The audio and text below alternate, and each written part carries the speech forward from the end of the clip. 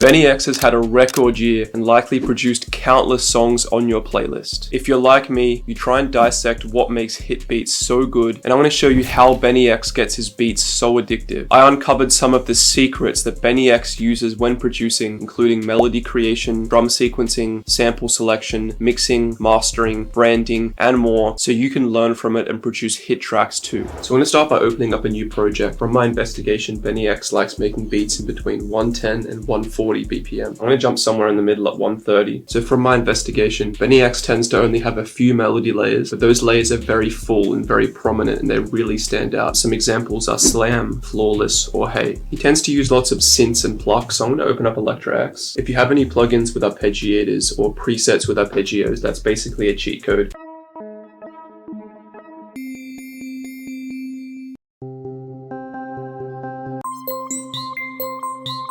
And I feel like a lot of those are perfect for a BNYX melody already, but I'm going to go and make one of my own to show you how the music theory works. I want to grab a pluck like this. So I'm going to go and grab a C minor scale using this chord tool inside FL Studio. Now I'm going to start by placing down some root notes.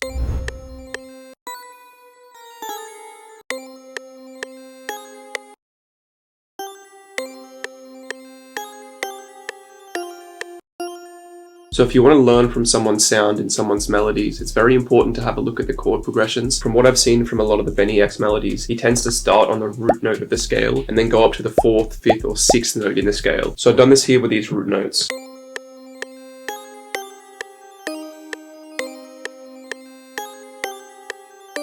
And now I'm going to go and build chords on top of these root notes. So for a chord to be a minor chord, there has to be 2 notes in between the 1st and 2nd note, and 3 notes in between the 2nd and 3rd. If it was like this, for example, then it would be a major chord, which sounds a bit happier, but we want it to be down here where it sounds a bit more sad.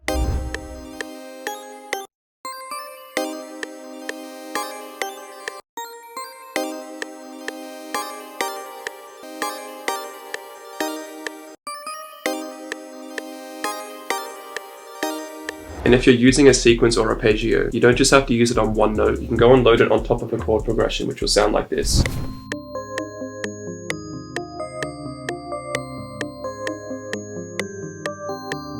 I want to keep that in there as maybe like a bridge or an outro or an intro, but I'm going to grab this synth here, which is going to be the main element of our melody.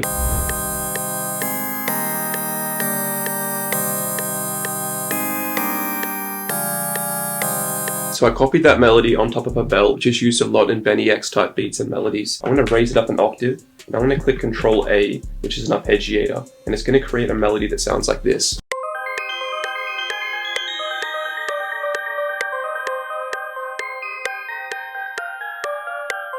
So you have different settings when you're arpeggiating a chord progression or a melody. You can have it sound kind of bouncy and play on the offbeat like this. Or you can have it kind of syncopated and in time like this. Alternatively, you can go and do this manually just by going and following the chord progression and dragging the notes in. So now the chords and the bell all together sound like this.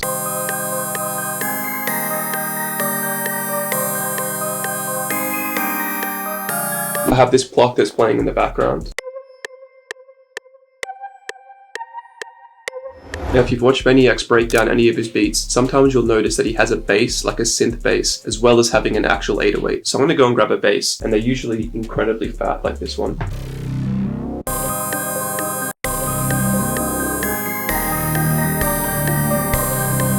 So we have this bass line down here.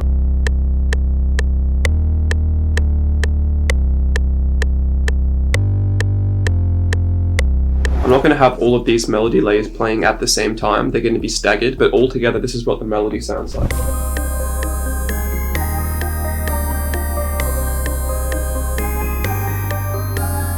Now it's time for the fun part, which is the actual drum creation. Sample selection is very important. Wherever you get your samples from, just make sure that they're really high quality. I want to grab an absolute fat 808 like this. And if you want the absolute cheat code to making a BNYX melody, we have this production tool called the Emotional Essence Library. You click on it, you click Melodies, you click Dark Mysterious.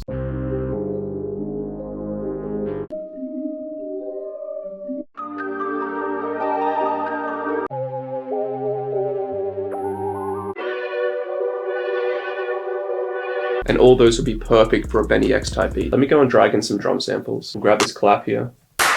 This wide clap.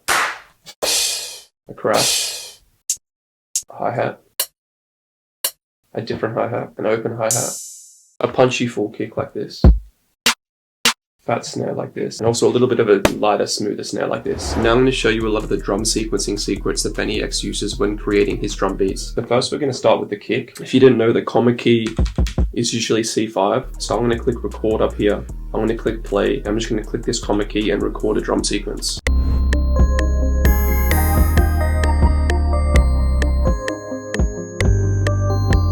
When you're done, click Ctrl Q to quantize and click Shift D, which is going to make all of the notes the same length. And then go and add any tweaks that you may want to do. I'm going to copy this sequence on top of the 808, and I'm going to go through and make sure that the 808 is following the root notes of the melody.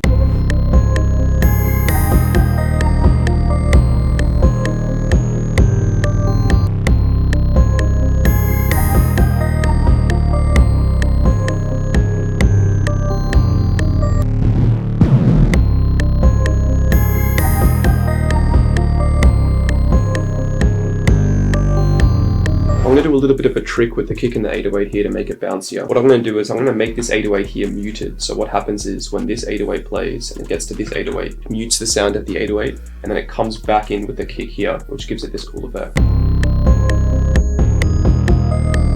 Another thing I've learned from watching BNYX break down some of his beats is sometimes his synth bass doesn't follow what his 808 is doing. His 808 will be descending and his synth bass will go up a note, and it sounds kind of cool to have that contrast in bass. Let's go in and create this drum sequence. I'm going to start with this hi-hat here.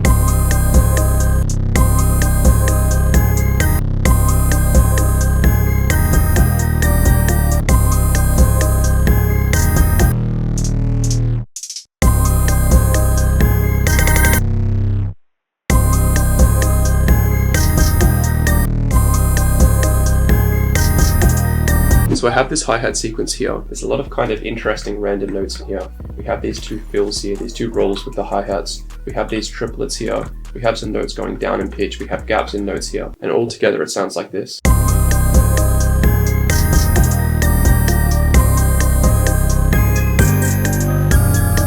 So I swapped around one of the synths with this random synth I found, which I think sounds perfect, which is this one here.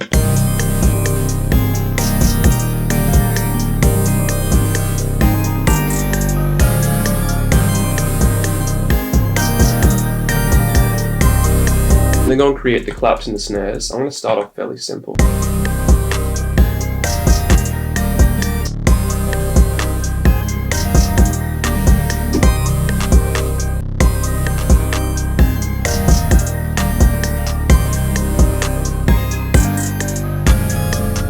I'm going to duplicate it over to the other clap.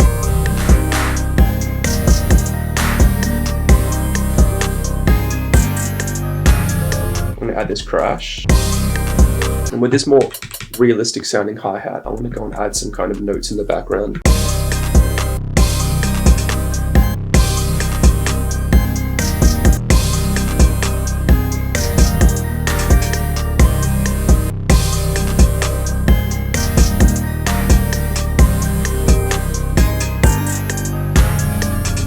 I'm going to go and open up the pan tool, and I'm just going to add random pans to some of these hi-hats. I think one of the things that stands out to me most with BNYX beats is you kind of can't quite understand what's happening. The bass, the kick, the hi-hat, the melodies, they're all fairly unpredictable, which I think makes it kind of addictive because you're trying to understand it. And that's what I'm doing with some of these layers, like the hi-hat and the open hi-hat, for example.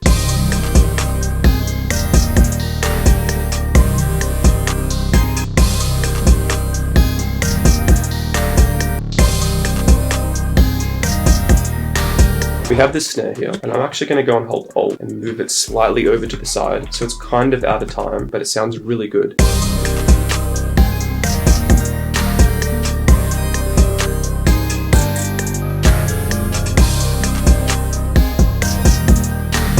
I added these perk rolls in here.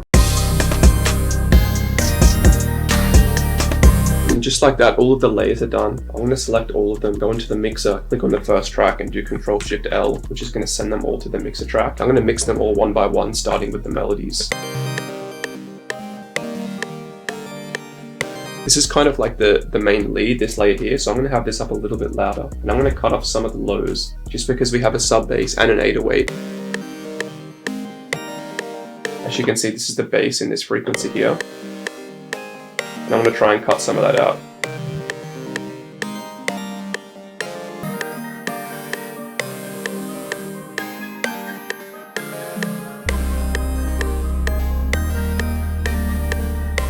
So with this bass here, I'm going to add a little bit of distortion.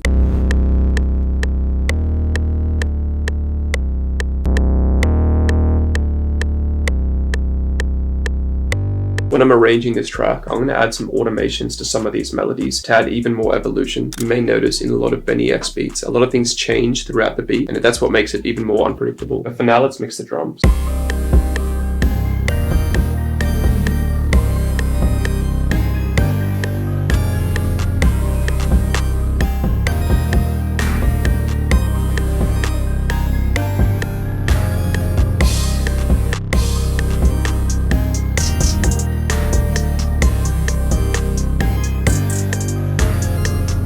I went and added a delay to this hi-hat here, and I went and turned down the actual sample rate, and this is what that sounds like.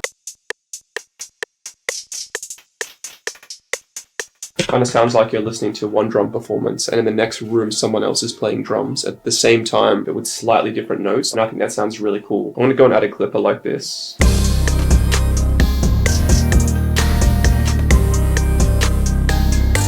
And so now we have this 8-bar loop here. I'm going to go and click split by channel, and I'm going to grab all of the layers and drag them in here. I'm going to click duplicate on this 8-bar sequence. Now I'm going to take all the drums out. Unless you want to start with the drums, then you can leave them in, but I'm going to have an 8-bar intro.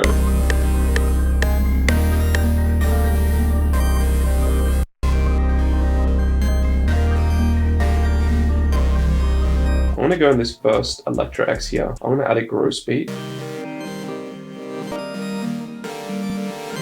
I'm going to add this simple gross beat automation here just at the start. I'm going to duplicate this again because I'm going to go and take out some of the layers when the beat comes in, which is one of my favorite things to do because you usually have the artist come in when the beat comes in. You also have all the drum layers come in. So I like to take away some of the melodies to make it sound a little bit less crowded.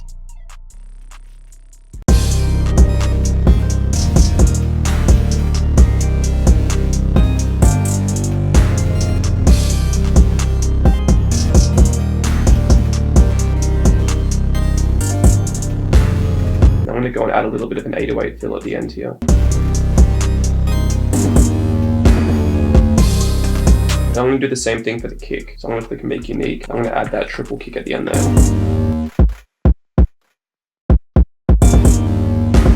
So I've brought back this melody layer here, 8 bars after the beat comes in. But I've taken it out after 4 bars. And then we kind of bring everything back in, 16 bars into when the beat comes in.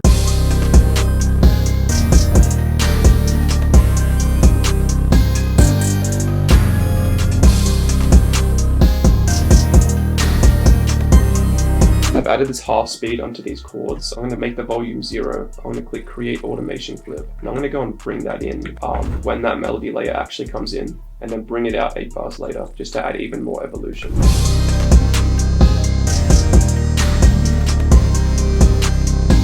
And then when it comes in, I'm going to duplicate that twice and then go and have all these melodies come in as the outro here. And I finish with a beat which is just over 3 minutes, which I think is a perfect length. When you're actually sending this beat out, if you're going to send it out for placements or sell it, all you have to do is click split mixer tracks. So then any kind of engineer or any artist that knows how to use production software can go in and actually arrange it however they want. Just make sure that there's a section of your beat like this, for example, where everything comes in, because they can literally just grab all the layers. They'll have something like this inside their DAW, and then they can arrange it however they want. As far as networking goes, I think this is the perfect example of why you actually want to grow with an artist. BNYX produced so many songs for Yeat, for example, and they ended up kind of blowing up together. I think this really shows the importance of networking, going and building actual relationships with artists, as well as sending out a lot of beats. And especially if you're not in the studio with the artist or the engineer when they're recording, they're going to skip some of your beats very quickly. They may not trust you, so they may be less likely to actually use a beat, which shows that you need to send even more beats than you may think they need. It also shows the importance of staying in contact and continuing to work with artists you're working with. If BNYX focused on working with other artists after him and Yeat blew up, you would have missed out on so many hit tracks they created together. If you want the samples I used in this video, click the link in the description to get the Emotional Essence library, where you can literally go and pick whichever emotion you want. For a BNYX type beat, for example, you could choose Energetic Bouncy or Dark Mysterious. Those two emotions work perfectly for a BNYX type beat. It's currently 90% off. It has 10,000 samples and MIDI, as well as 8 free bonuses. I hope you used what you learned to make amazing BNYX type beats, and I look forward to seeing you in a future video.